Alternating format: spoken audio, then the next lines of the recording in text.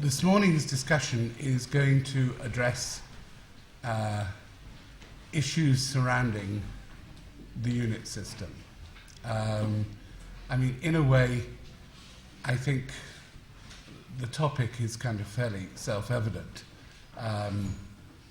In some ways, this form of organization, which in a sense originated here, has obviously spread worldwide as a form of pedagogic kind of instrument. And therefore we can no longer, as it were, claim that what marks the difference between the AA and other forms of education is the unit system. That in itself, I think, doesn't mean anything. But I think after it's been in place for so long, it's only healthy to reflect on whether, I suppose one could put the issue in a strong way or in a weaker way. Has the unit system, in a strong sense, outlasted its virtues? And if so, is there an alternative form of pedagogic organization of studio which the school might contemplate? Or perhaps at a kind of weaker level, are there aspects of education, architectural education, that the unit system doesn't deliver terribly well on, and which we really need to think about how to cope with in another way? I suppose a subsidiary question is also the relationship between the units and, for example, technical studies and general studies. Because I think, it's always proved very difficult to have a productive relation between the two and a successful kind of integration. Now, the problem we have, I think, this afternoon is really time. We do have 4 people who've come. Tony Fretton is here, Robert Mull is here, and from within the AA, Brett and Carlos. And they're going to kind of introduce the problem. I'm going to ask Tony to start, because I think he's kind of very short of time. I think it'll be the case that by the time we have to finish at 2:30, people will still have a sense that we've only just scraped the surface, only just begun to open up the issue. And so may I kind of take this opportunity to invite people again, perhaps to kind of send in their own comments, observations, whatever, to Hugo, so that we can begin to make a kind of digest of you, to see if there is some kind of a sufficient consensus to perhaps produce some document which would at least try to summarize the different views about the unit system from within the school. So, first of all, it's a very great pleasure to welcome Tony, as always.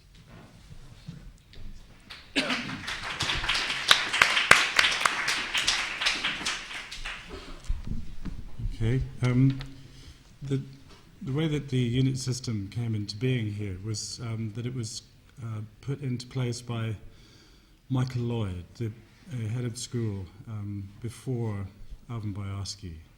And it's interesting that he did that in 2 other schools at least. One is the Hull School of Architecture in the north of England, and the other is a school, I think it's in Trondheim. And each time there was, it had a structuralist, he had a structuralist approach. He had a belief in the power of structures. And each time, as I am aware, each structure was different. Now, before that, and this was at a time when I just started at the AA, so before that there was a system of years in which each year was led by a head of year who developed the programme.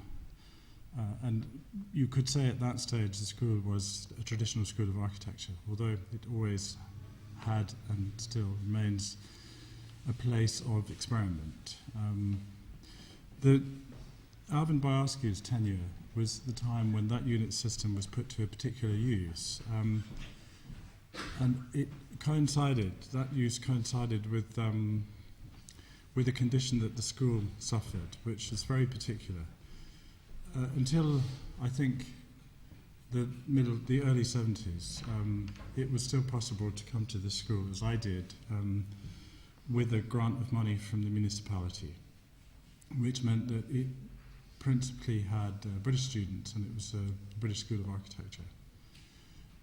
In that period, the local authorities, the municipalities, discovered that they didn't have a duty to pay fees to students who had places here, and fees here were seen as more expensive than fees in other schools. So municipalities, under pressure, took the opportunity to, as a group, not provide financial support. And what that did with Alvin, I mean, this is the value of this is that it will give you a grounding as to what the school now is. But what Alvin's response was to that was to, I remember him saying specifically, well, we'll have to become an international school of architecture.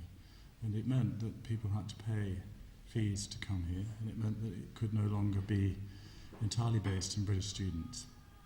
Now, Alvin was an extremely skilled educator, and he also had other aims, one of which I think was very much to do with the times that he was in, 70s, 80s, and 90s, when he saw an opportunity for the AA to be a producer of star architects, or let's say a place where young stars such as Zaha and Rem could have a position, teaching position, and could generate their reputation based on no constructed work. And that he did actually, as I say, the times were interesting because there wasn't any work in the UK. In that there was, but it wasn't so available as, say, it would have been in the Netherlands to people of that generation. So it created a situation in the AA where the work became more speculative, more personalised, and more, let's say, prey to use in a consumerised way.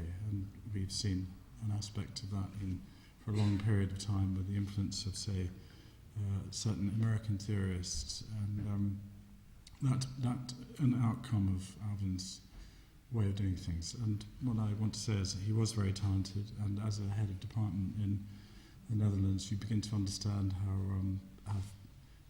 difficult it is to do these things. He was a brilliant head of school, and so one can forgive him many things. But what he bequeathed was a situation where, they say, units became the tenure of individuals.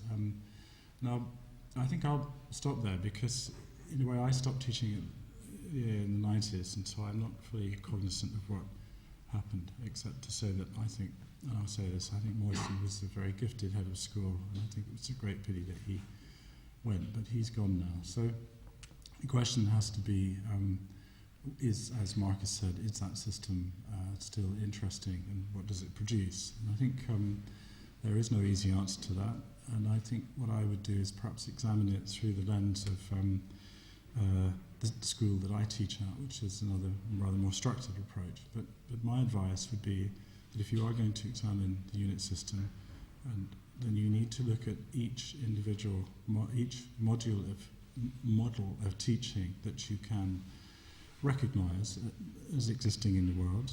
And I would say that advisedly, so that you can study the effects over a period of time. That you need, or a working group needs to analyse those models for the benefits and losses. I mean, one thing to say about the unit system before I move on to something else is that the unit system produces a fantastically and almost fatally attractive program here for international students, because it doesn't have a basis in practice. It's highly speculative. It's the exact reverse of what you would find in the technical university that I teach in, which is a massive grind towards becoming an architect. So let's say to disentangle the unit system, to undo it, would have very large effects in the students that come to you, and that's, in the evaluation of your models, that inevitably has to be something that's considered, because you're a school that relies on fee paying, and therefore a certain type of attraction. Now, to move on to other models, this isn't, of course, an exhaustive analysis, and I'll be brief, but in the Technical University of Delft, where I teach, the one thing that it has, which the unit system denies, is a supervening didactic philosophy. And the unit system, for obvious reasons, denies that. It's a sort of free market of colliding ideas. Now, let's say the objective in the TU Delft is to produce, or in ETH would be to produce a fully functioning architect who can build buildings. That has all sorts of attitudes towards the country that the school is situated in. It may not necessarily benefit or be workable in an international school. So these are considerations that you would have to scrutinise when you're considering alternative models for the unit system. But it is, let's say, the fatal weakness of the unit system, seen from the perspective of a more structured school, is, Brad, is this a message? Is that it denies status to the faculty, it isolates faculty, and of course what happens is that's cruelly exposed when Moyson goes, and you discover, of course, that the unit system, concomitant of the unit system, is that the total educational direction of the school is invested in the chairman. So I think it's entirely proper that you've, if I've understood correctly, started to operate like a faculty. So that must be good. I think you may very well want to say to applicants that one of their roles would be the formulation of a more considered long-term didactic program in the school which could survive them. So it's not an easy task. I'm going to finish soon. It's not an easy task because, as I say, I teach at TU Delft. A lot of the work that I do as an XAA graduate is to avoid the really damaging consequences of scientific education. So it's a complex proposition, but as creative minds with an anarchic sense of the world, you are probably well placed to make a front-running offering to how a School of Architecture could be arranged for these times.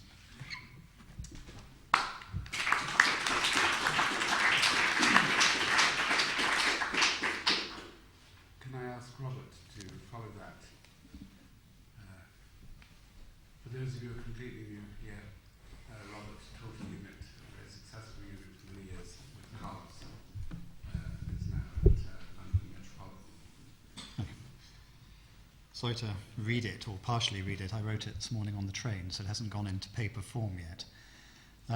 I hope that somebody else is going to defend the unit system very strongly, because I'm not.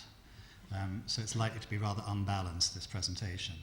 I worked at the AA during the 80s and the 90s, and on reflecting on my period here, I asked myself, what was the period when the unit system was most appropriate in relation to a wider idea of society, particularly in the UK?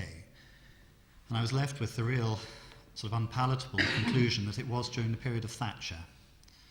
It seems to be a Thatcherite invention. Like Thatcher, the unit system in its purest form, and I think it's very important to talk about it in its purest form, was divisive, aggressive, competitive, self-serving, and therefore closely matched the Thatcherite period. Look for a moment at the terminology. The unit, militaristic. The unit master, paternalistic. The unit mistress, the jury, judgmental and punitive. The terminology, look at the structure of it. It very, very elegantly represents the market system. The beginning of the year is called the marketplace, or was called the marketplace. Staff are paid on a performance-related basis, 4 students, 1 day of teaching. 1-year teaching contracts, no students, and like Norman Tebbit, you're on your bike. Despicable job security and crap pay. Therefore, it has been argued, and I think will be continued to argue, that just as the Thatcher years had a disastrous effect on UK social situation, the unit system has and continues to have a detrimental effect on UK architecture, or UK architectural culture. And I'll just repeat a few of what I see to be the main criticisms of the unit system as they emerge. As Tony's already said, that in linking the academic agenda to the individual tutor or unit, it of course promotes the hero architect, the individualistic, usually white, usually male, usually middle class, and perversely still considered young at the age of 40. And if you doubt this scenario, then just read CABE research on ethnicity in architecture or the RIBA research on women in architecture. It's despicable, the situation that the profession finds itself. I think it also highlights a self-serving, self-referential architectural elite, where too often the values are based not on the real economy of the built environment, but on the ersatz economy of architectural publishing, of architectural competitions, and more and more and more education. It's a self-perpetuating and self-referential structure. It also perpetuates and relies upon the 24-hour studio culture.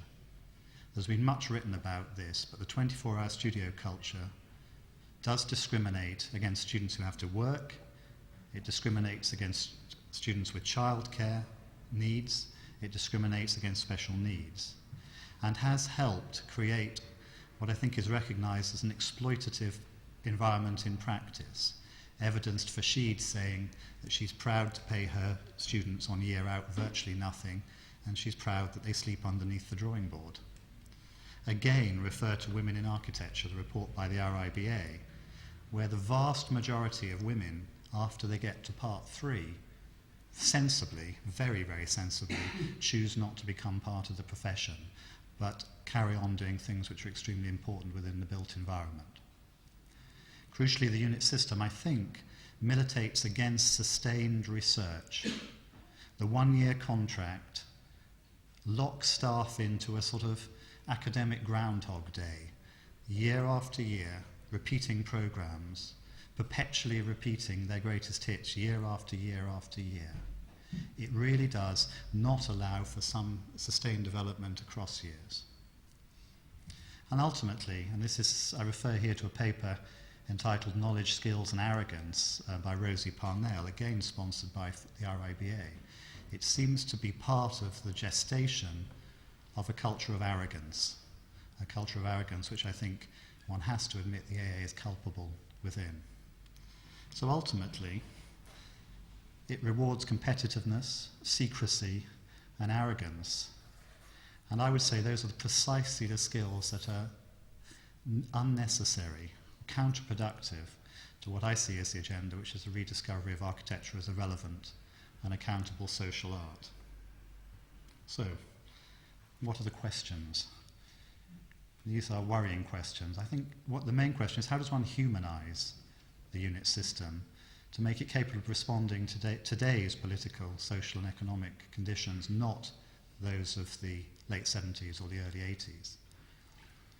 And how does one begin the difficult task of wringing out of the system common purpose, consensus, collective action, rather than relying on the rather lazy, inward, self-referential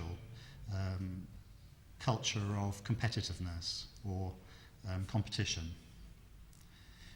To go on to just, I think, 4 specific questions relating to the AA version of the unit system. And I think they're very specific. How do you reform the contractual, employment and legal structures of the AA to provide staff and students with the opportunity to pursue sustained and serious projects and research? How do you identify new and strengthen existing mechanisms that allow for communication, cooperation and collective action between groups of staff and students, whatever you choose to call them, units, years, tutor groups, doesn't matter?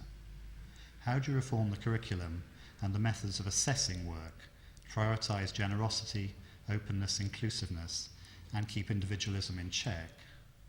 And lastly, how do you really test the academic and political currency of the AA, not by internal discourse and sham arguments within a closed society, but by finding ways of applying that currency to an outside world. And lastly, I think, picking up on a point which Tony said, I would suggest that maybe none of this is really worth doing unless the AA finds a way of returning to that period prior to 1970, whatever it was, when the AA had mandatory grant status, so that in fact a larger constituency is capable of entering into that conversation.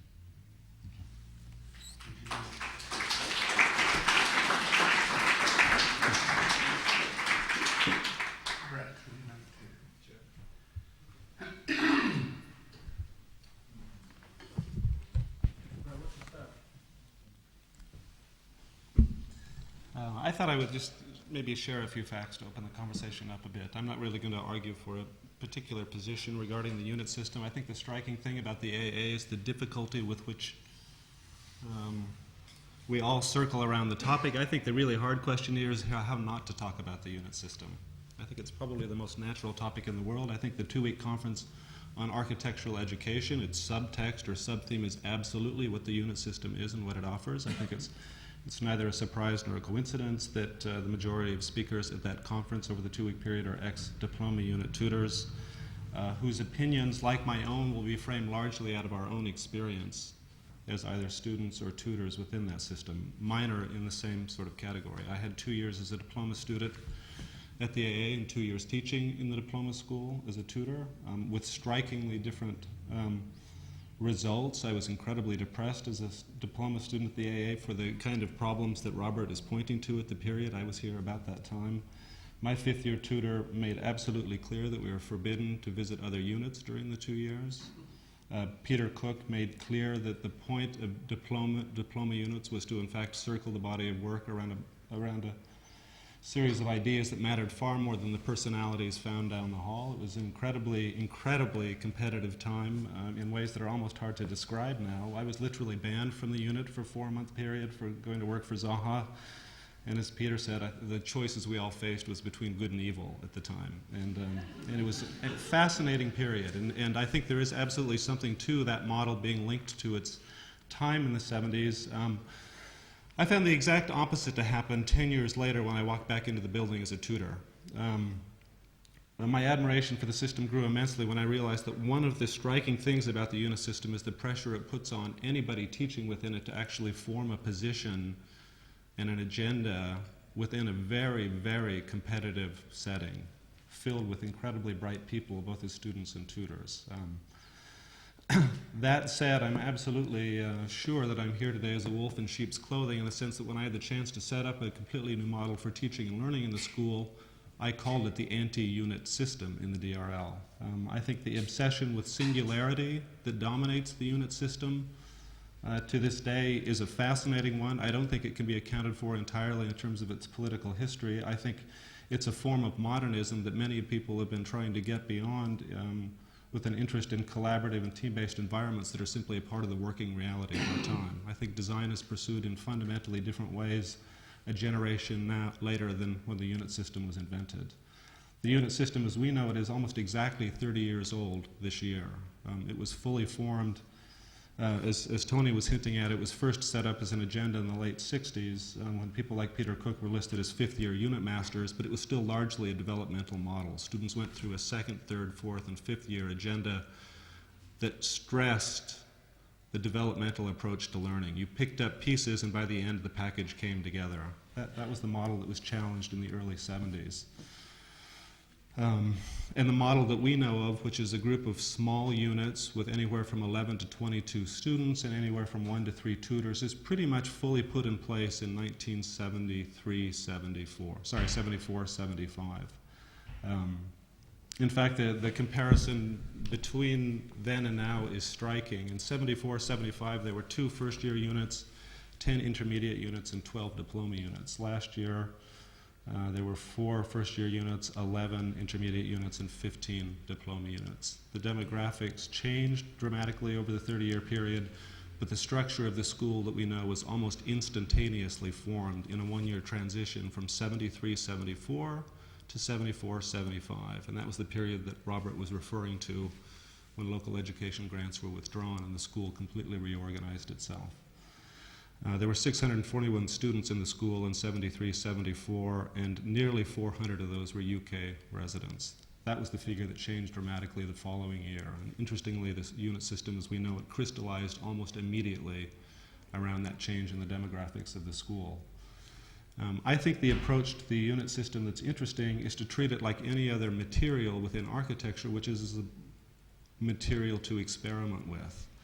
I would probably disagree with Robert to a degree in the sense that I don't think there is such a thing as a pure form for a unit system, just as there isn't a pure solution for what a piece of steel is or what a piece of wood might be. And in fact, I think the obligation that we all face within the school is finding a way to treat something like the unit system as something to experiment with. In fact, in the kind of story I've been telling over the last few years about the move away from the singularity of a unit system to a team-based collaborative environment that we pursue in the DRL, and the research I did last night in the library looking at the history of the school, what I found was that there are actually moments in the school where units here operated in ways very much like our own in the DRL right now. In 73, 74, people like Peter Cook were one of 5 tutors in units that had 60 people. And in the prospectus that year, he advertised 7 other tutors visiting the school during the year to kind of mix things up. It was a very, very different structure. And in fact seemed to be open briefly to a moment of experimentation that arguably a generation later is very hard to find. I think one of the striking aspects of the 70s invention of the unit system isn't that it aligns with the political moment in the UK, which it undeniably does, but of course that it aligns itself with a way of working that was peculiar to its time. I think part of its genius was in fact that in a period when people had no work at all, which was the reality of being an architect in the 1970s in the UK, a young experimental architect, you could form, in effect, a small office and pursue a sustained body of research out of which eventual careers not only were possible, but I think if we look at the history of the tutors that were teaching at the time, like Bernard in 1972, or Danny Liebeskind in 76, or Rem's return to teach with his teacher Elias, and then later with his student Zaha, what in fact we find is, of course, the basis for careers that in no way resemble what was going on in the units at the time, but are which fundamentally grounded in the topics and the themes that they explore. And I think that's probably where the unit system is most challenged today, in that a generation later, the ways in which architects work are simply profoundly different than they were in the 1970s. Not just because everybody is incredibly busy, and that there's so much work to be done, which tutors and students alike face today as a reality. But I think more importantly, the fact that the way in which design is pursued, particularly over increasingly distributed networked systems that are incredibly multidisciplinary compared to what people were doing a generation ago, are simply challenging the kind of singularities that were built into the unit system when it was first set up. My only, I suppose, conclusion would be to say that I think for that reason, I remain strikingly optimistic about the potential for the system, but only if it's a thing that's treated as a malleable, experimental medium to think through. And I think this school, unlike many others, is actually in a unique position to do that. There have been 784 units here in the last 30 years. The striking thing is that the form of those units is almost identical regardless of the topic. They're almost without exception gathered around an individual or an individual and a partner in a very small conversation amongst a very small number of students, which is fascinating on its own, absolutely, and I think does lead to sustained pieces of research that are wholly unlike other schools. And I think Robert and Carlos's experience is as exemplary as any you can point to. I mean, they're part of a unit system. DIP 10 effectively was founded in 1977.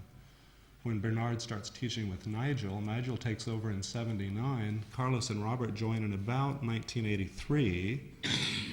Carlos and Robert teach together until 2000, 1999, 2000, and Carlos now for the last 5 years on his own. It's a stunning piece of sustained research within the unit. I think the sort of insecurities or difficulties that Robert is pointing to are real, and that we all really do have one-year contracts. The paradox is, in fact, it provides greater stability than the kind of tenured or committee systems that many universities still participate in. And so for that reason, I guess all I can say is materials are inherently contradictory, and that's part of what makes them interesting. I think the moment we think they're in a pure fixed form, it really is a dead system. But I think when we can actually see them as things to experiment with openly, in many different ways, the material can be as alive as it ever was. I'll stop there.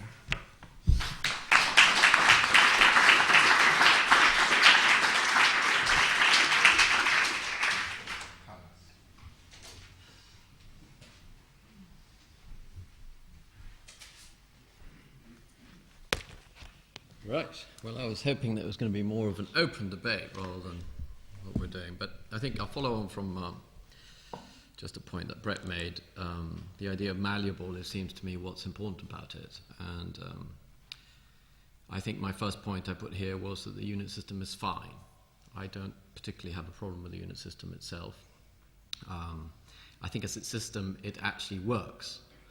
I think where I begin to have certain reservations is in this endless comparison between the AA unit system and other unit systems. I think the AA unit system is actually quite unique, partly to do, or I think very much to do, with the student-to-tutor ratio. I agree with certain issues in terms of grants and so on, so that it would be very nice if that ratio was maintained, but there was a broader public. But I think that makes it quite unique. And I think this, where I found units in other schools, or where I taught in other schools in units, or at the Royal College, as Nigel calls them, ADSs, they're completely different things. The number of units is also quite important. So if competitive is not seen as a negative thing, but as a positive thing, it is a sort of choice. I'm not too sure that I'm particularly judgmental of it as a market system. I think if it's an aggressive market system, it may be, but I think the idea that there is choice is important. Another point I thought was that the AA did not invent the unit system. I think this is another AA myth. When I was a child growing up in Caracas, Venezuela in the 1960s, my brother, who was at university, and my brother-in-law were in unit systems. And one of the things that was important about those unit systems in Caracas Central University was that it was horizontal and vertical, which is, I think, one of the advantages of the unit system. I think it's actually very good for the school that second and third year are in one group, therefore in one unit, and they move vertically and horizontally across the school, and the same with a diploma school. I think it's important that the unit system has variety, and personally I feel, since I've been here for a long time, recently this has been a problem. I think the unit system only works if there are contrasts within the unit system itself, that there are different units to choose from. I think it's different also to have different types of units throughout the school. So, I mean, again, I've been here for many years. It seems to me that a unit intermediate school has a different role to a unit in diploma school, has a different role to the unit in first year. I think Brett, who's done some homework on the number of units which seem to remain the same or grow or not grow, but the type of units have changed. So I think some of the points raised by Tony in terms of the technical teaching and so on, once upon a time the intermediate school used to be more biased to trying to teach people to be an architect. I think things have changed now. I think the variety of units may be problematic. I think also the other thing which is important is that I think the moving across units is something which I'm pro the system, okay? So I think that the moving across the system, if you have the system, is absolutely crucial too. That was the point when I was a student here in the late 70s and early 80s, was that you did have the opportunity to sort of, in a sense, get beaten up by Peter Cook 1 year, but you could move the next year to another unit, and I think that's very crucial. I think that stopped a little bit. I think I see people who have been taught by the same tutor for 4 years or 5 years that they've been in undergraduate school, which seems to me an odd thing. There's no point having the unit system if it has that. Now, I also think that there's a big issue here. I think Alan Balfour, Jeff Kipner's, Robert has mentioned, this idea of sustained research. I personally think that units do their own work, and I'm very pleased that Brett mentioned DIP 10, so I don't have to do it. But I think research has been done there, but it's not research in the conventional way. And I think that's one of the problems the unit system will have, is that research is important for funding, but it's quite difficult to call what the unit does research. But I think it is different. I really do believe that. I think units do their own work, and I think that's very important. I think that makes a big difference between the undergraduate and the graduate school. So I think it's good that Brett has spoken, who's had experience in both. I've now been teaching in the graduate school, I think, for 5 years, on and off with housing and urbanism. It's a completely different thing, I think. I think the group work that Brett mentioned is a completely different thing. I think it leads to different things. So I think, again, I would support the unit system in terms of being particularly relevant to the undergraduate school. I think in Robert's school, the undergraduate school refers to the first 3 years, and then diploma is seen as part of the graduate school. I think that's a big difference too. I think at the AA, diploma is seen as part of the undergraduate school, not part of the graduate school.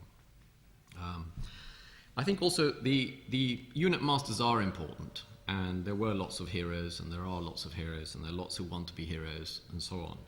But I think the unit itself is more important. I think that there are units in the school which have got a sort of tradition, and they seem to have a personality of their own.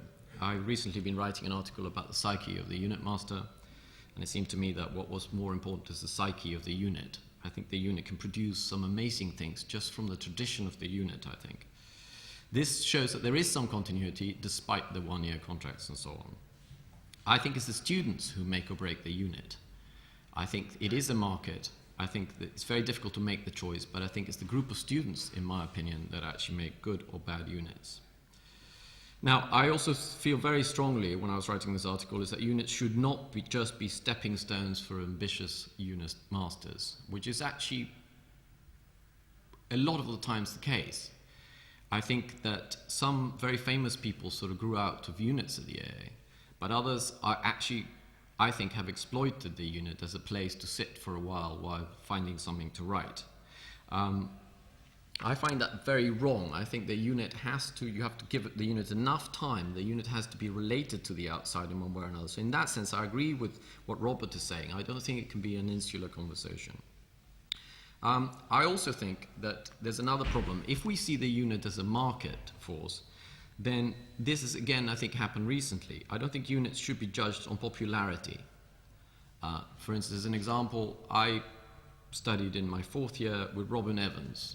Robin Evans, I think, is probably one of the most honourable and brightest people who ever taught here. He was the most unpopular unit in the school.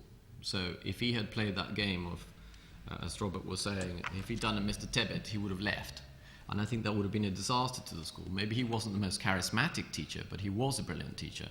So I don't think units need to be judged on whether they're pulling good students, whether they're attracting students to the school. I think we have to have units that actually are trying to do some work. Now, that comes to the point of, I think the unit system does require nurturing. It does require management. And I think that that's where the real issue is. I personally don't feel that at the moment, although I think everything that we're doing in the conference is very important to the future of education, I do not personally believe that the problem at the AA at the moment lies with the unit system. I think it's much more to do with how that unit system is nurtured, how it's made to work well, and how those units actually communicate to the outside world. I think that's the biggest problem. I think the idea of insularity, discrimination, arrogance, and so on are things which actually could be counteracted by simply allowing the units to be part of the conversation. I think that is done by the person who is controlling the units, not necessarily the units themselves. Some units make great efforts to be part of the outside world, others don't. I think someone has to make a judgment on that, but it's very difficult for the unit master to do that. I think there used to be, in reference to this market system on 1 year, there used to be an unwritten rule of 3 years for a unit to structure a good experiment. I thought that was very good. I mean, I think that was sort of established by Alvin. But it meant that someone who had something new to do could come to the school and actually give it a go. And it could mean that they could fail for a couple of years. After 3 years, if they repeated themselves, as Robert was saying, again the same program, again disaster, then maybe they were asked to leave. But there was a chance to actually begin different steps of research by giving a sort of grace period of 3 years. I strongly think that that should be the case. Now, I also believe that this manager, this person who runs the unit, has to be incredibly open-minded, generous and unbiased. I do not feel that in recent times that has actually been the case. I think there has been a level of tolerance, but there has been a lot of bias towards particular units. I think there's no point in having the unit system unless you have the variety, unless you support the variety. And personally, I think it was good that Tony mentioned it, but Alvin had all its faults, but he was an extremely generous man and he could look in all sorts of directions. He could support all sorts of different people. And I think that's very important. Finally, I think what we should really be thinking about is much more, who is this manager? I'm beginning to wonder whether this manager couldn't be someone else. Does it necessarily have to be the chair? I think that that's a big issue, because I think the units have their own personalities, some good, some bad. I think they could be better, they've had better periods, worse periods. But who speaks for the units to the chair? I think that's where the real issue is. And I think many of the problems that arose or that have led to Mosen leaving and so on were to do with communication. I'm not too sure that the chair is necessarily the best person to actually try and see what the units are doing and to make the units communicate with the rest of the school. Finally, I'd just like to say, I'm completely biased. Yeah? I'm still a unit master. I was 5 years in units as a student. I've been 22 years as a unit master. Okay, so I'm not defending it absolutely because I've never seen anything else. I've actually been to lots of other schools and taught in lots of other schools. I do not believe that at the Royal College, the ADSs, as Nigel calls them, architectural design studios, in order not to use the word unit, are comparable in any way. When I go and teach in other schools, I don't think they're comparable in any way. When I go to the Bartlett, I don't think they're comparable in any way. And I think personally, therefore, I cannot at the moment see that the unit system should be completely overhauled. I think it needs to be tweaked. And I think many of the problems which I do agree with what Robert was saying in terms of discrimination, arrogance, and the promotion of the hero architect are equally present in every other school that I've ever been to. There's always a hero architect. Kipner spoke the other day, he did nothing but mention names. This is absolutely endemic everywhere. It's not only in the unit system. So personally, I think the unit system is fine. Thank you.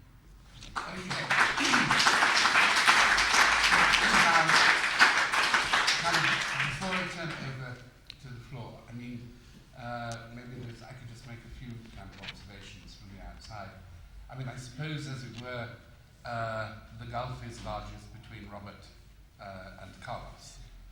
As two positions, Robert taking, as it were, the stronger view that really the units ought to be replaced. Carlos thinking that actually the basic structure has life in it, although it might be kind of thought about in a rather different way. From the outside, I'd just like to mention, I think, 3 points that didn't come up. One was that Robert talked about the extreme competitiveness of the units between them, and I think one of the consequences, structural consequences of that, is really the production by the system of increasing what you might call falsely strong programs for the year.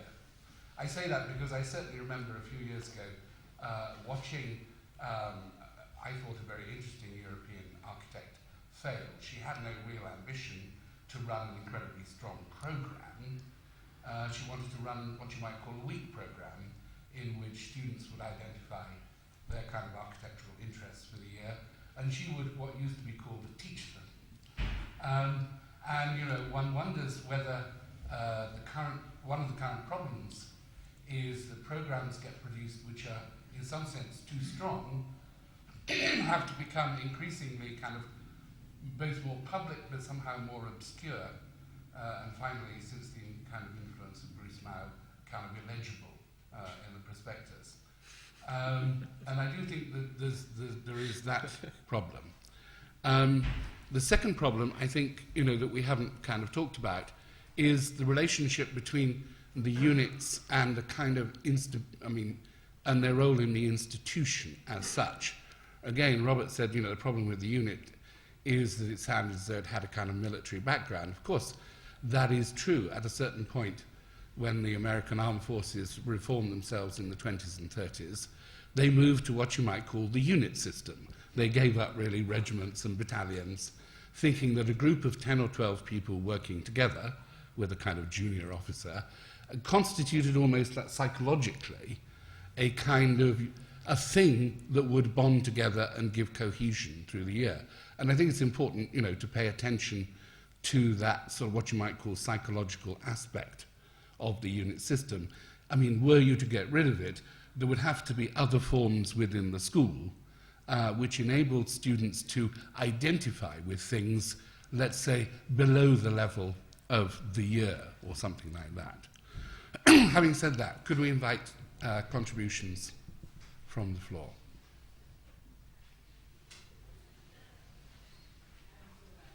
Don. Yeah, I just wanted to comment.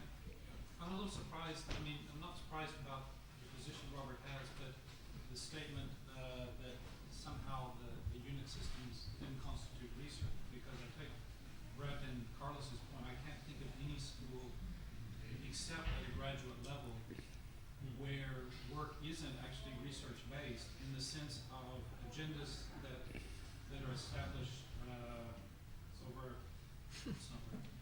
that are established over very long periods of time, and in fact that's actually the sort of marketability in a certain sense of the units, is that they have particular agendas.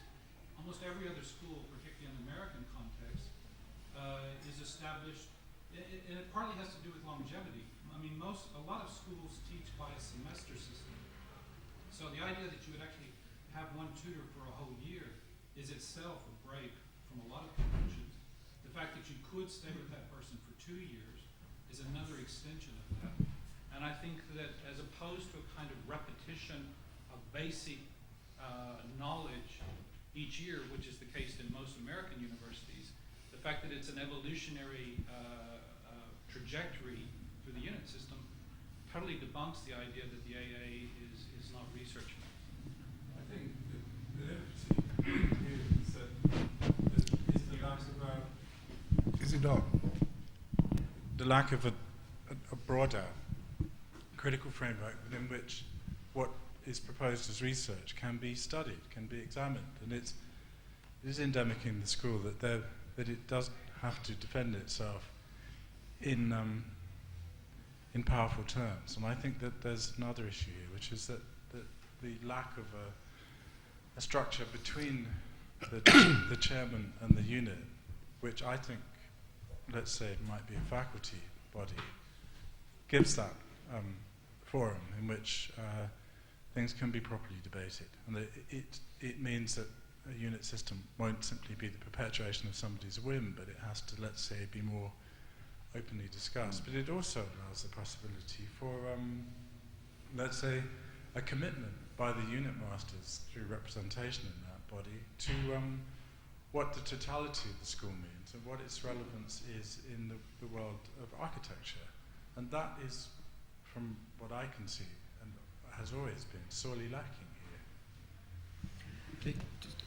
Just to point on that, I think, which is in terms to do with research, I think one of the key issues really is that I think some units do have this continuity, and it's very important, and things do go forward.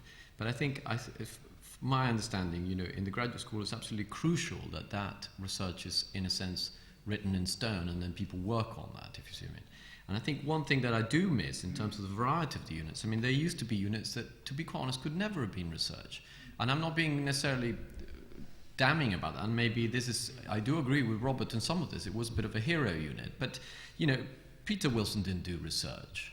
He did design, he kind of designed things rather well. I mean, I was taught by him in third year and so on. I couldn't actually justify it as an academic piece of work.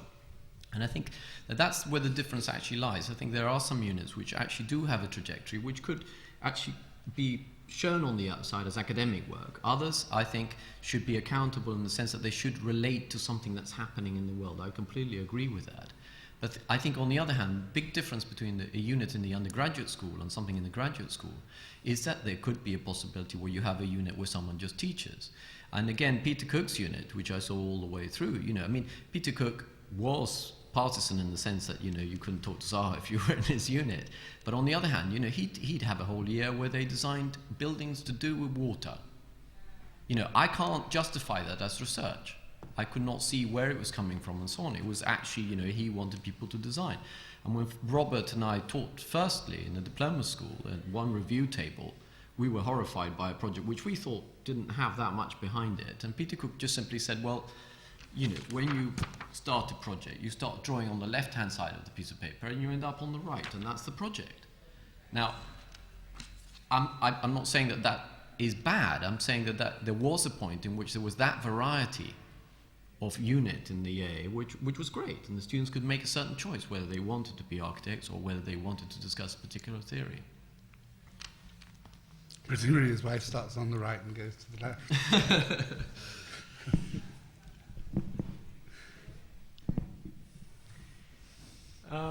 Picking on your point, Mark, about strong programs, weak programs, and one issue which perhaps is some concern to me is actually the strong students and the weak students. And I'm wondering whether at the moment the way the unit system works helps the students to be as strong and as independent as they might. Now, I think quite a few years ago, I mean, I remember a time when the students were assumed, perhaps not by all the other students, but by quite a few, to be at least as interesting, if not more interesting than the teachers. I mean, I remember students, making sure that they actually attended the presentation of a particular student at a crit. And it, regardless of which unit this student happened to belong to. I think that now this situation is rather less frequent, and perhaps the presentation which happened in mid-year where the students present work which they have done, it is partly assumed that the work they are going to present is in some ways emblematic of the work of the unit. Now, I'm wondering, I'm not sure whether I'm for or against the unit, though I feel that there is a problem with the unit system, and whether one way of discussing it would be to talk about its actual size. How big should a unit be? And because I think the size of a unit has implications in terms of the freedom of the student. I think one way to think of the system, and on those terms, I would maybe one observation, just looking through 10 volumes last night of prospectuses from 73 to 2003. One of the things I was struck by is that part of the genius of the system, if there is such a thing as a genius in it, is that in fact there isn't a predetermined solution to those kind of questions. I think it's, one of the things I was struck by in 73, 74 was, for example, a unit that wanted 50 people deliberately for a certain kind of work and actively sought them to pursue a certain sort of project, and at the other extreme, 2 years before, Bernard Shimi asking for 12 students because the project that year was going to be the publication of a magazine and not the making of a building. And he said he needed 12 people to do the first issue, and the goal in the prospectus that year was the first issue was going to be out in January. A slightly insane, in the context of recent prospectuses, insane but incredibly refreshing attempt to use the unit creatively in different ways. It might not have been creative at the time, you might have really just wanted to do a magazine, but I think the idea of there being a number, I think, is absolutely linked to an expectation of a developmental system, which you can find in schools all over the place. Absolutely everywhere, because I think the unit system isn't as popular as the myth suggests. And that in fact those sort of technical institutes really are founded on a definition of what constitutes the right size for a unit, which is possible and productive, I think, because a certain outcome is expected. Once that's framed, then there really are possible answers. And I just think it's quite interesting that one of the unexpected consequences 30 years later is that it has hardened into a kind of form which now makes it seem like questions like that are quite natural. I.e., the form is so stable, there must be incredibly stable answers to that sort of demand. I think it's one of the striking things is maybe, given how incredibly stable the unit system is, that what you can do is look at the last 30 years in the school and find that it's everything else that's quite interesting, i.e. the proliferation of a role that histories and theories played. I too sat in Robin Evans' course when he was one of the secret ways you could talk to people in other units, because everybody went to Robin's lectures at the time. Or the course that Madeline and Zoe taught, which was the only media course at the time that people from all of the units attended. And they instilled, in fact, a form of image making in their acrylic painting course that all of us absorbed and took back to the units to use in different ways. I think the great thing is how all of those sorts of examples have just proliferated, let's say, radically, let's say in the last decade. The arrival of a computing lab that mixes people here together in ways that none of us as unit tutors could possibly control. So it might be the kind of instrument that can actually suggest answers without having to address the unit system at all. I mean, to let those things become forces that interplay between the units. As argued, I think a couple of people have mentioned it during the conference, the role that technical studies has played, let's say in the last few years, to try and do that, to try and span across the interest or the focus of the research in the units. Robert. I just wanted to pick up on this issue of diversity. I have the unenviable task of staffing a school of some 700 students, and I can tell you that when I receive applications to teach and when I'm seeking staff, what is remarkable, and maybe it's just the people who apply to our school, but what is remarkable is the similarities and the common purpose between staff is now much, much more evident and much more interesting than the differences. So I suppose I would ask really, if you're seeking, if the thing that animates and preserves a pure unit system is diversity, I think we're in a marvellous period where in fact there isn't that diversity, where things are moving towards some form of common agenda, and it is the articulation of that common agenda which is interesting, not the preservation of diversity, because I do not think the same level of anarchic diversity exists within architectural culture, and therefore cannot be relied upon as the engine that drives the unit system. Well, could I ask a question which in some sense is to try and test that proposition? And I want to link it to, you know, how you ended what you said, which was in a way to say it would be good for the AA if in some sense it could get back to a situation in which you could have publicly funded students. Which of course, I mean, is another way of saying that you want to up dramatically, you know, the number of English students. And you think that the AA has some particular kind of responsibility, you know, towards English students. Now, I think that's an interesting proposition, but I also think, as it were, that one of the elements of these discussions might be said to go the other way, which is, you know, how can the school, which by constituency is certainly international, how can it become, in some sense, more internationalist in the agenda of issues that it looks at? And I think, for the most part, in some sense, oddly enough, the proposition that the school should attend more to kind of external conditions, and indeed political conditions, normally has, in these discussions, gone along the axis of how to make the school more internationalist. Now, in a sense, I think you're agreeing that it should be more open to those external units, more open to a political agenda, but for you, you draw a somewhat kind of different consequence. Of course, here, everyone's interested in gaining kind of more endowment, so that there be more bursaries, whatever, so that we can bring in students who currently are unable to afford the fees. But I think that's different from wanting to, in some sense, kind of link it back into public sector education.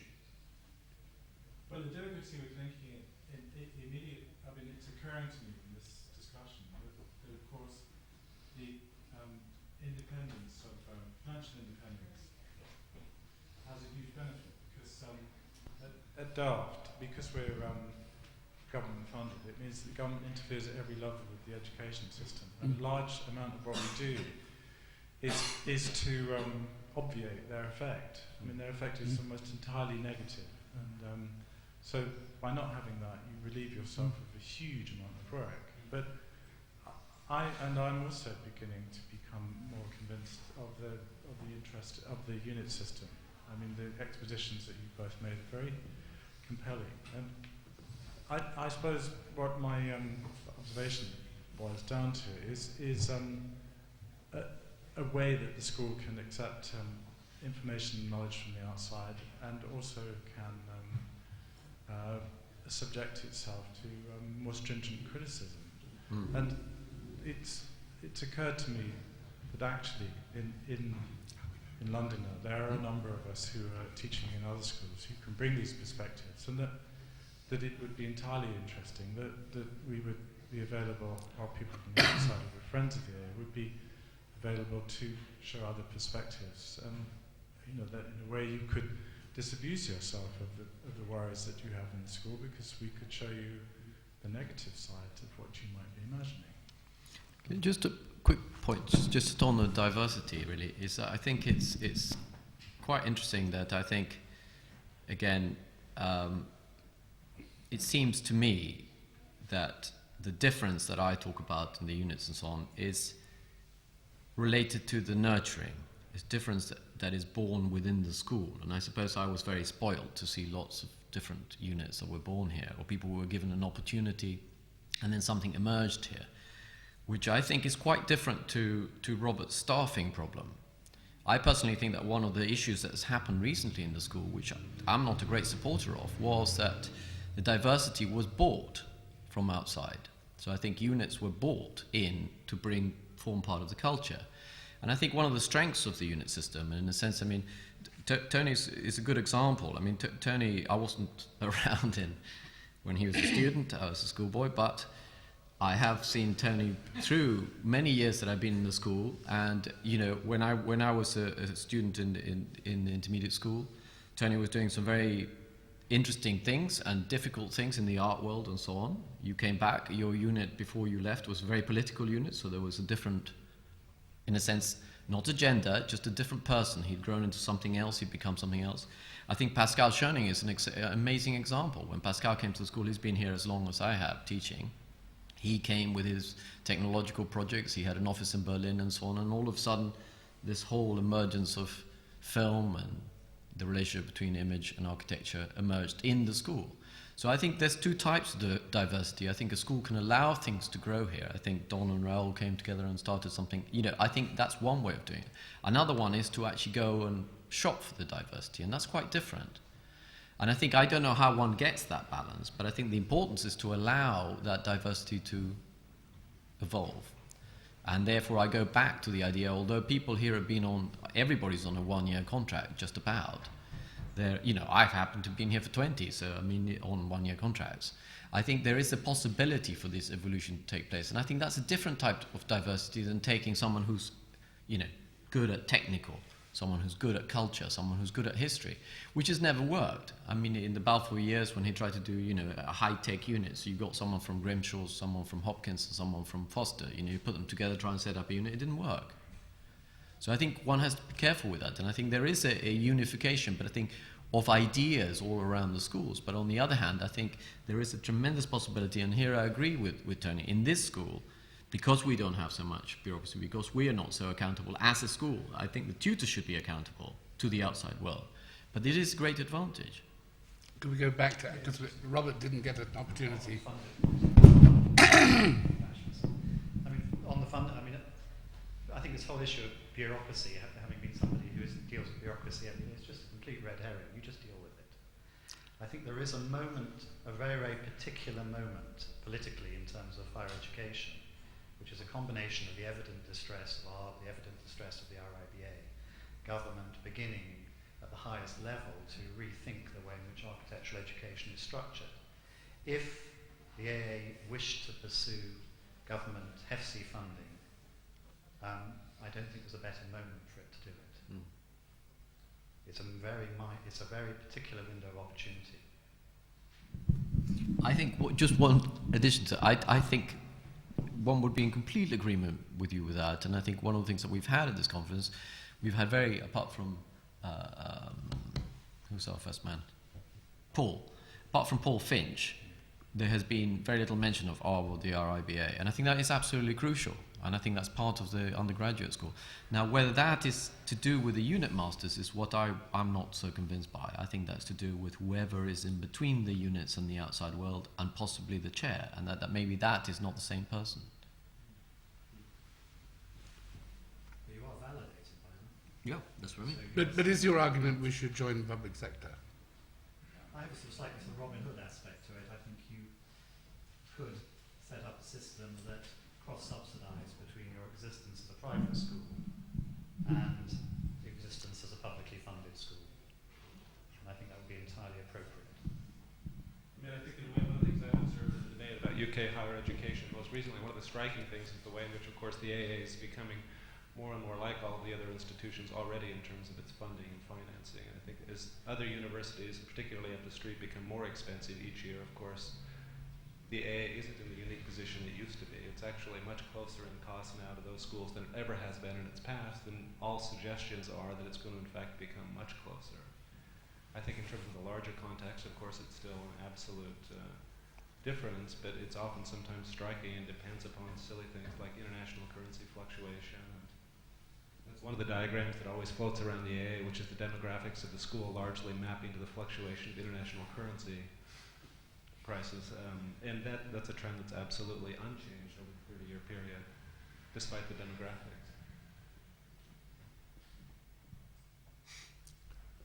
Question? None. Can we also try to bring some of the students in, because we've kind of heard little, as it were, by way of the voice of experience of the unit system. I mean, except some time ago.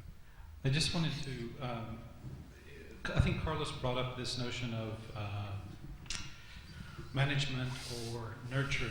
And it seems to me that one of the things that has to be brought into the discussion with the unit system is the difference between the unit system as a structural model of operation and the actual engagement of that model. And I think that one of, historically one of the powers of Alvin was he operated as a kind of curator, and it was about the curatorialship of his choices, which produced both diversity, competition, set up certain streams, sort of active engagement to promote certain directions, see where it went, where it didn't go, and such. And I think that to only talk about the unit system as if it's a structural question of choosing one structure over another is to miss the really important role of who directs it. And so when Tony talks about wanting to have a kind of engagement with the outside world or stuff, it's not only a responsibility of the tutors, it's also a responsibility of the directorship, and how they make that happen, and how they have oversight to say, this unit is not doing enough of this, or this unit is doing more than enough of this. Or as Carlos said, those units which, because when we talk about research, it's actually a very new phenomenon, maybe 10 years old, that assumed that undergraduate education had to be research-based. I mean, it's never been that before. And so suddenly saying that, as a criteria of judgment that a unit has to have produced valuable research is a very new phenomenon. And very few schools anywhere else in the world apply that at the undergraduate level. Could we kind of push that question maybe? Because I think that a lot of the discussion has implicitly been, even if it doesn't say so, about the diploma units and their kind of symbolic role in the school. But that opens up another question, that in many other disciplines, in many other places, even if something like the unit system was thought to be appropriate in the 4th and 5th year, there would still be kind of some thought about earlier on in a student's career, really the form of education, whatever it was, should be directed more towards the kind of acquisition of distinct skills.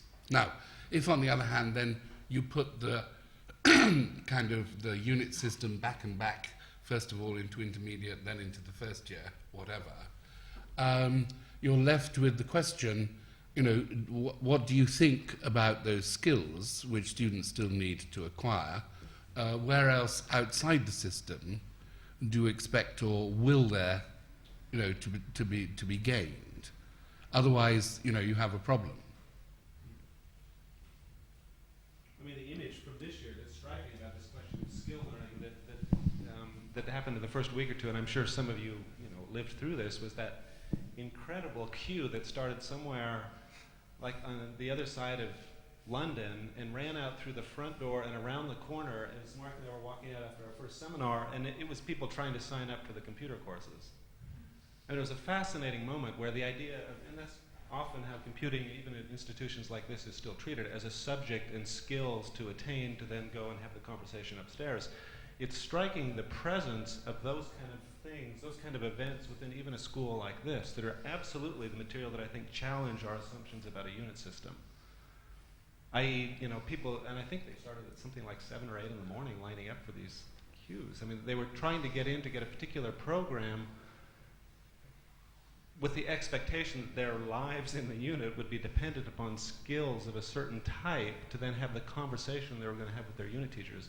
It's a striking change to the school, and it's a very real one. I mean, I'm in no way debasing it, and I think it's an absolutely interesting topic that those things have a presence literally within the building that are fundamentally different than even as recently as, let's say, 95 or 96, when the computing lab was a Macintosh 486 with a little line hanging down. I have a photograph of it still I keep from having arrived from the university with Unix systems and all this junk, you know, that it was still like arriving. And I think that kind of challenge to the system is actually the stuff that can be used as the energy to try and rethink the topic. I don't think it's coming up with a better pedagogical theory that then makes the unit smarter or dumber. It's the reality that those kind of demands are simply prevalent today in ways they never have been before.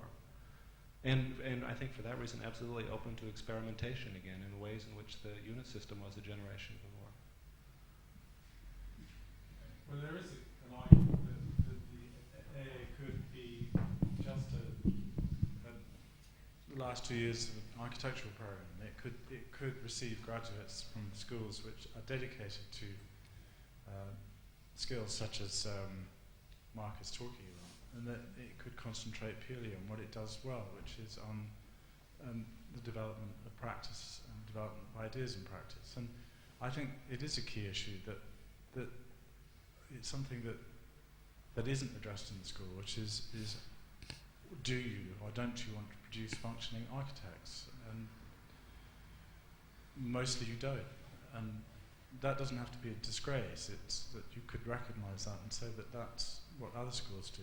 And it's a particular offering which I think the AA would find extremely difficult to fulfill. I mean, its technical teaching has always been particularly weak, I think, in comparison with other schools. So you could just renounce that as a possibility, since you're not dependent upon, well, you have accreditation, but you're not dependent upon it financially. You're not in the system, the government system, which demands that you function like an architecture school.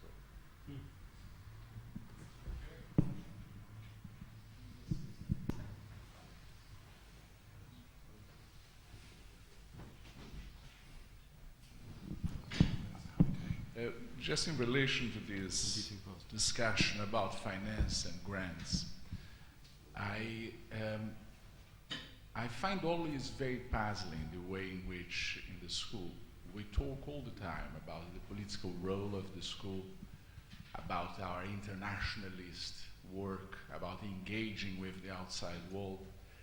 But as soon as it comes to questions of engage with the public or public sector, that becomes anathema. It is as if that really inhibits our freedom. As if what we do is entirely free. As if the model in which we live and the model also of financing is one of total freedom. And I think at times we should reflect on this, because we live at times in this myth that we're a group of very radical, anarchist almost people operating with total freedom, when indeed we are not, and all the time we are less.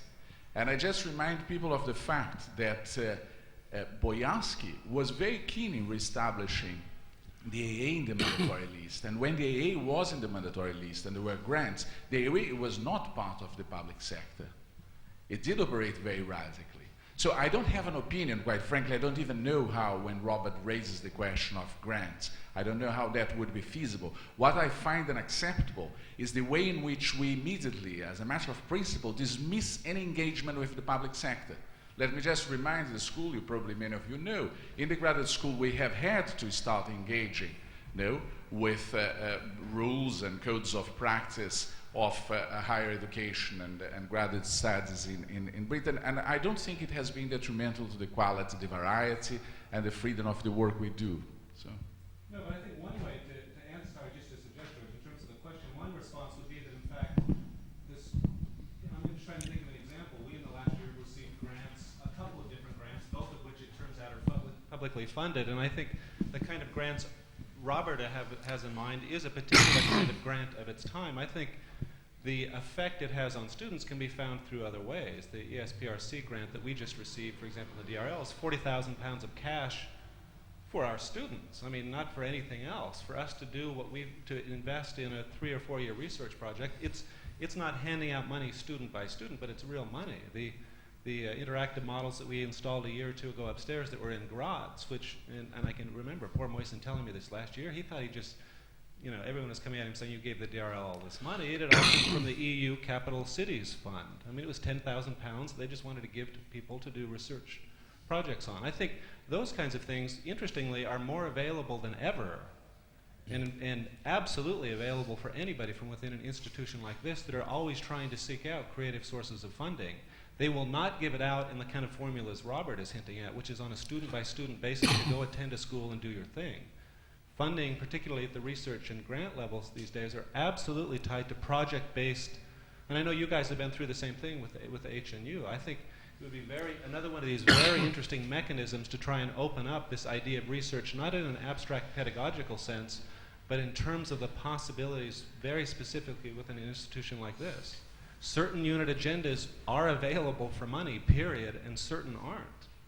I think just to back up to Robert and Tony's point, I think this idea of funding and so on is fine, and I think it's happening. I'm not sure it's related to the units, but I think, you know, it's a big question whether the units do want to train them to be architects or not. And I personally think that the nurturing that I'm talking about also means a trajectory through the school.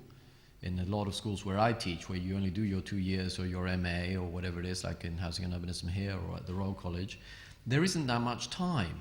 You know, the AA does have an advantage. Some of these people actually spend a lot of time thinking about the same problem, you know, and come out with some incredible things.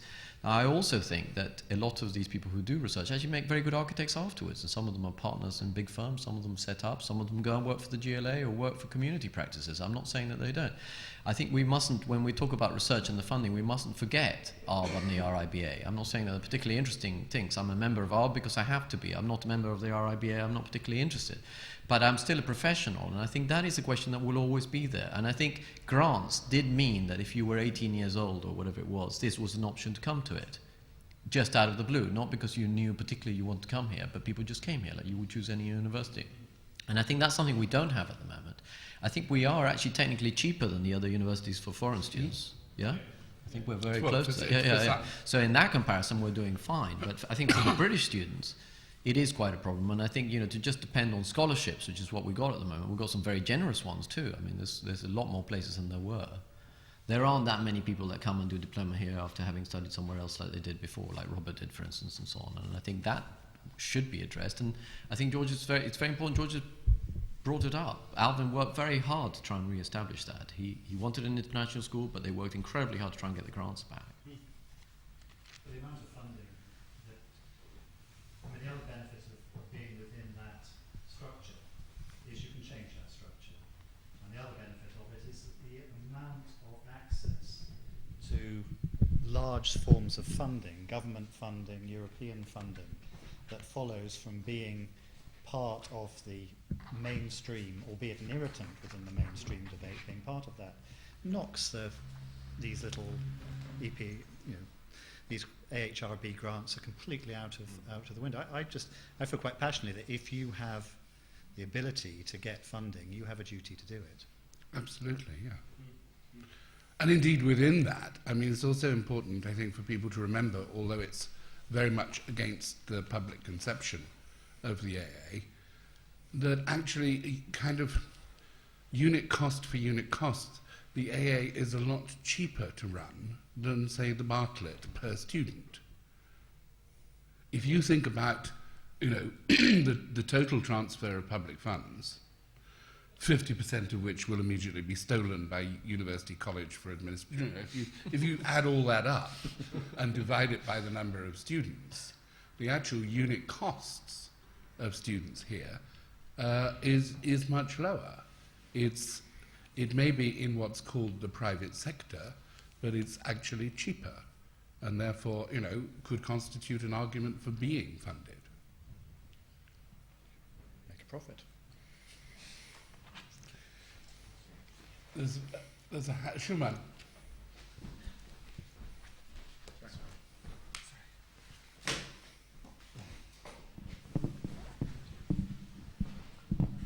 Hi. I'm not going to follow up the funding issue. I've been debating whether to let Robert kind of get away with his characterization. It's very neat and quite dramatic, characterization. I've heard him cite it before, like in '97, I remember at the AA 150, that the unit system is somehow a Thatcherite animal. I kind of want to take point to this, insofar as it seems that from the bits of history that's been done, the unit system was born way before Thatcher, and in the same way that I believe the market system has continued to thrive and hasn't disappeared after the demise of Thatcher. I'd argue that sort of Robert's wholesale dissection of the unit system, by this very neat branding that it suffers all the inequities and repugnances of the Thatcherite system, goes a bit way too far. And just to paraphrase Gordon Gekko in Wall Street, greed, competition, arrogance, and so on and so forth sometimes can be good. And I would be rather wary of a kind of returning the school to a period of late 60s Woodstock love-in. And I'd just like Robert to kind of allay those fears to us that isn't the opposite of the dog bite dog model that we lovingly cherish here. I feel totally confident you won't go to the 60s. Don't worry. Well, it sounds like it would make an interesting unit. Okay, well, we've reached the kind of time limit. So I think kind of this stage of the conversation has to end now. I'd like to thank Tony and Robert especially for kind of coming over, but also Brett and Carlos. If you have any kind of extended observations, then I think the best thing is to kind of email them to Hugo, and then we can begin to kind of sort out whether there's a kind of systematic response or not. Thank you very much for coming. Thank you very much to the speakers.